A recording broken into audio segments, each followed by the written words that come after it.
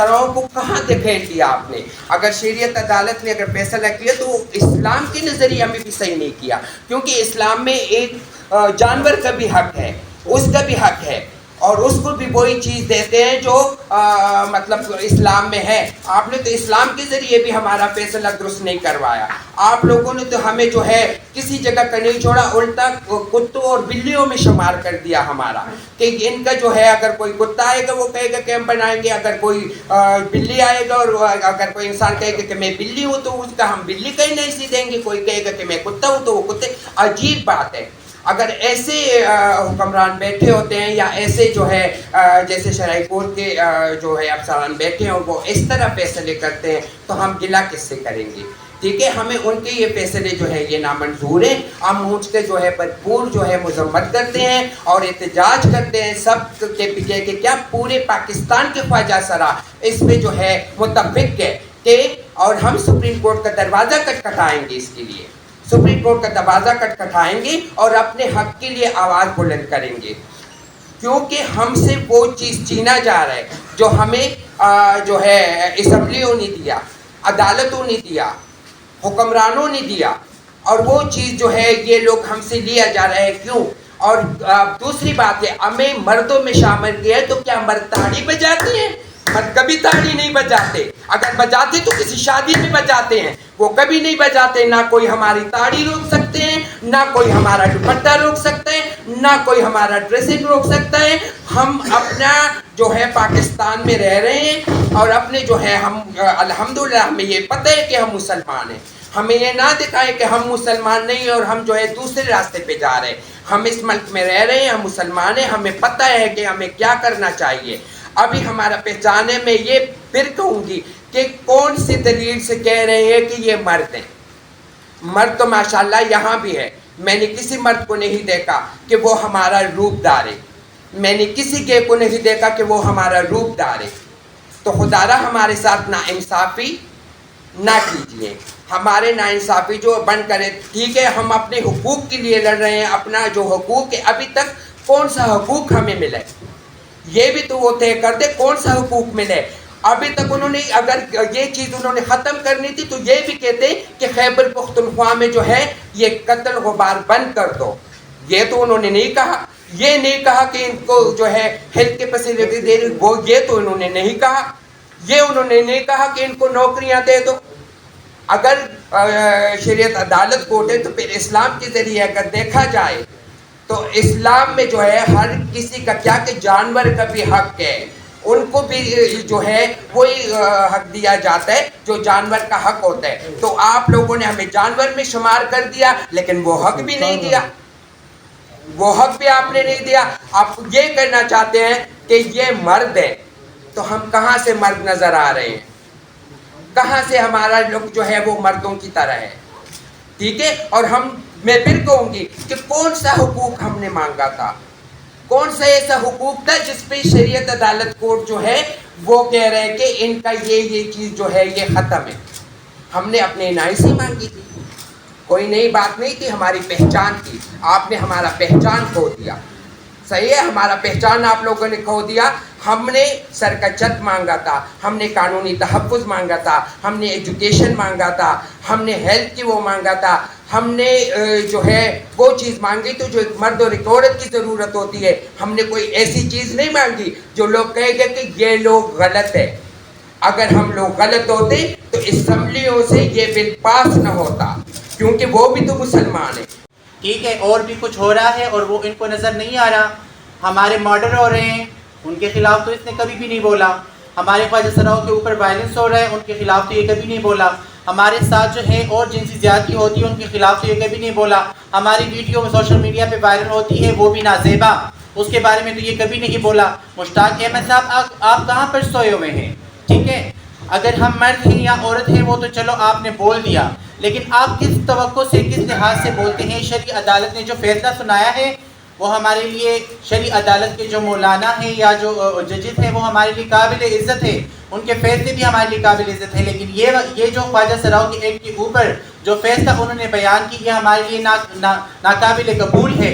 ہم پرزور اس کی مذمت کرتے ہیں اور ہر خیبر پختونخوا کے ہر ضلع سے ہم اس کے اوپر پروٹیسٹ کریں گے, کانفرنس کریں گے اور ہنگامی کانفرنس کریں گے اور پرامن احتجاج کریں گے. اور اسی طرح پاکستان کے جتنے بھی علاقے ہیں, چاہے وہ سندھ ہے, بلوچستان ہے, لاہور ہے, کراچی ہے, اسلام آباد ہے, جدھر سے بھی یہ ہماری جو فوکل پرسن ہیں, جو ممبران ہیں, جو سوشل ایکٹیوسٹ ہیں, جو ایکٹیویزم کر رہے ہیں, وہ سب اس کے اوپر بات کریں گے اور اس کے خلاف کانفرنس کریں گے.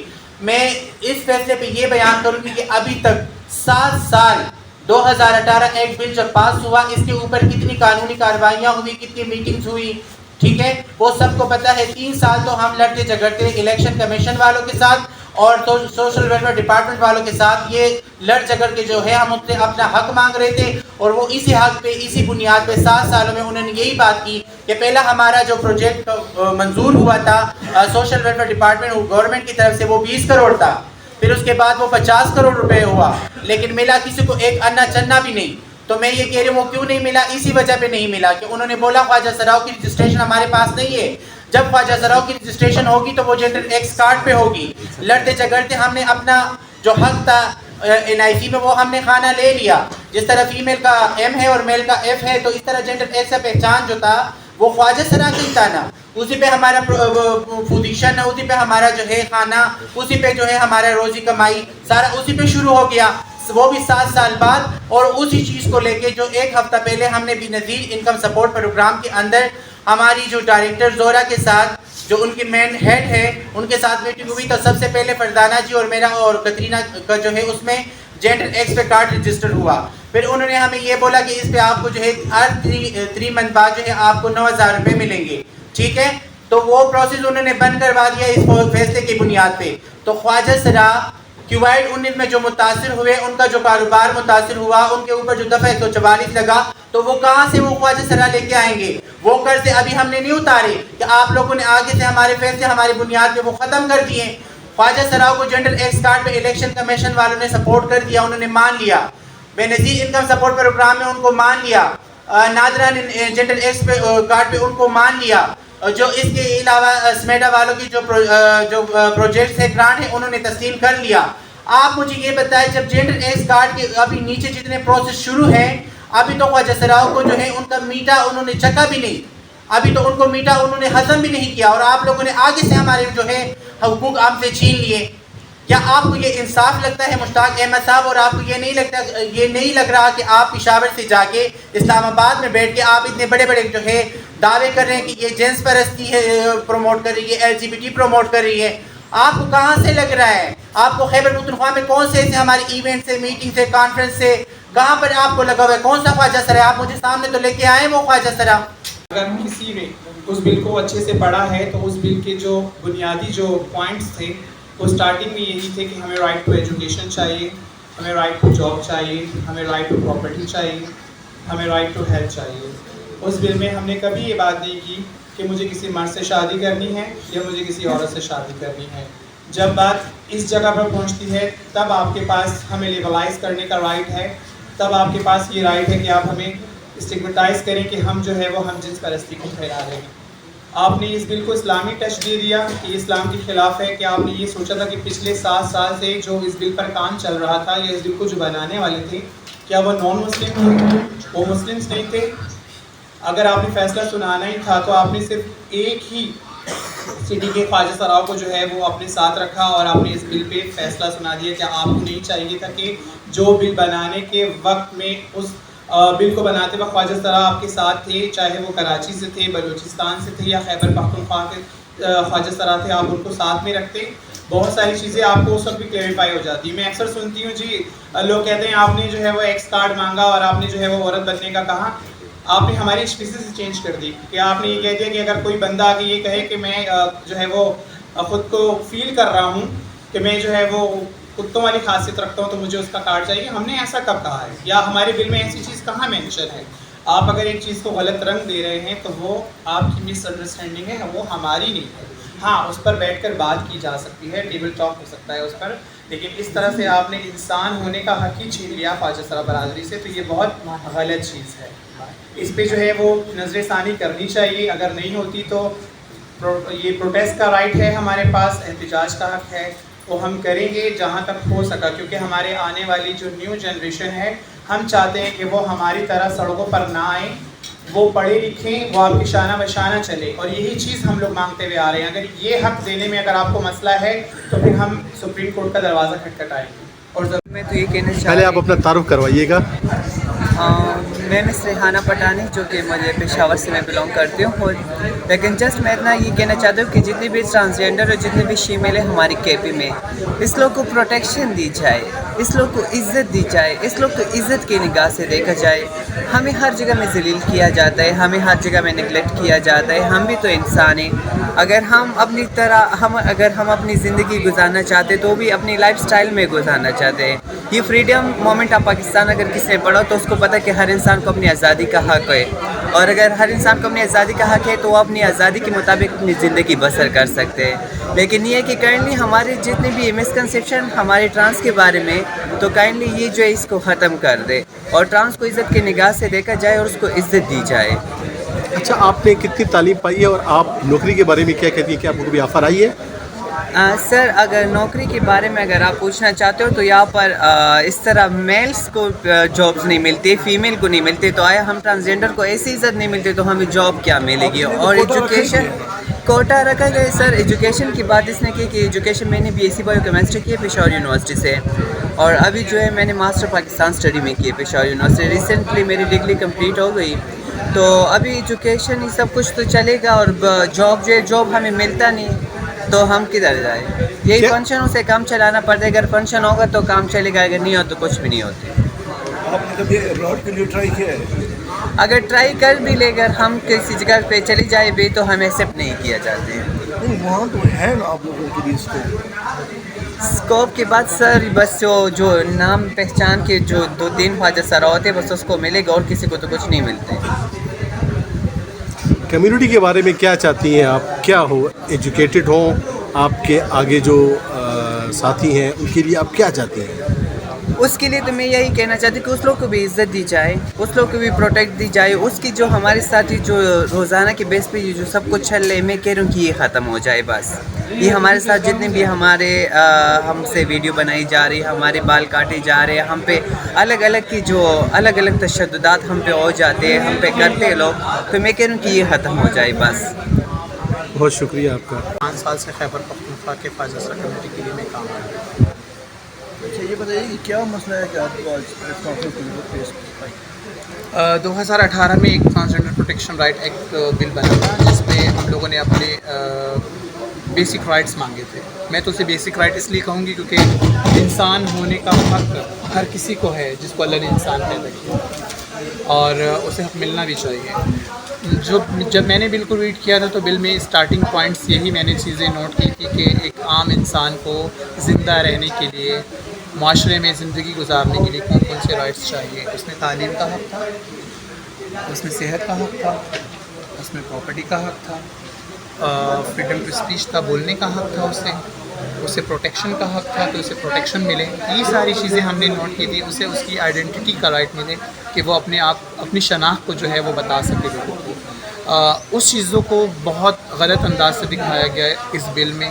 لوگوں نے بہت سارے ایلیگیشنس لگائے ٹرانس کمیونٹی کے اوپر کہ یہ خواجہ سرا نہیں ہیں، یہ مرد ہیں. ابھی لاسٹ ٹائم میں نے یہ ایک چیز پڑھی کہ اس بل کو جب مسترد کیا گیا تو ان کی طرف سے ایک چیز سامنے آئی کہ ہر بندے کو، ہر شخص کو، اس میں صرف خواجہ سرا نامینیٹ نہیں تھے، ہر وہ انسان جو خود کو انسان سمجھتا ہے اسے 5 رکنی کمیٹی سے، میڈیکل کمیٹی سے گزرنا ہوگا خود کو مرد، عورت یا خواجہ سرا ڈکلیئر کرنے کے لیے. تو یہ ایک تذلیل کا عمل ہے میرے خیال میں، انسانیت کی تذلیل ہے.